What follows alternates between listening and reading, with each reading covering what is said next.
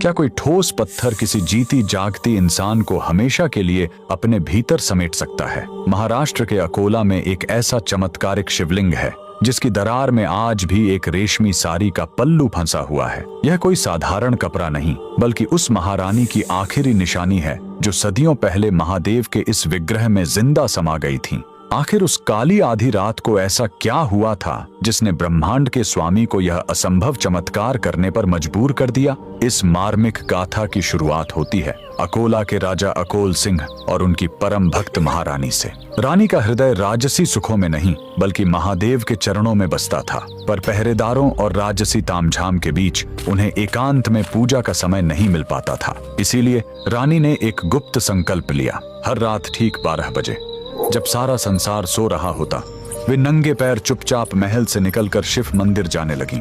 लेकिन नियति को कुछ और ही मंजूर था। महल के गलियारों में विशैला संदेह पनपने लगा। दरबारियों ने राजा के कान भर दिए। महाराज, आखिर महारानी हर आधी रात को छुपकर किससे मिलने जाती हैं? शक का वह बीज राजा के मन में एक भयानक राक्षस बनकर जाग उठा। एक रात हाथों में नंगी तलवार लिए राजा अपनी ही पत्नी के पीछे मौत बनकर निकल पड़े। रानी जैसे ही मंदिर के गर्भगृह में पहुंची और शिव के ध्यान में लीन हुई, तभी पीछे से राजा की पदचाप सुनाई दी। अपनी ही पत्नी पर तलवार ताने खड़े पति को देख रानी का कलेजा फट गया। एक पतिव्रता स्त्री के लिए उसके चरित्र पर किया गया शक मृत्यु से भी बड़ी सजा थी। आंसुओं से भरी आंखों के साथ रानी ने शिवलिंग की ओर देखा और कातर स्वर में पुकारा, हे नीलकंठ, हे त्रिलोकीनाथ, अगर मेरी भक्ति पवित्र है और मेरा सतीत्व निष्कलंक, तो मुझे अभी इसी वक्त अपने चरणों में शरण दे दो। इस कलंक भरी दुनिया में मैं अब एक पल भी जीवित नहीं रहना चाहती। उसी क्षण पूरे मंदिर में एक अंधा कर देने वाली दिव्य रोशनी फैल गई।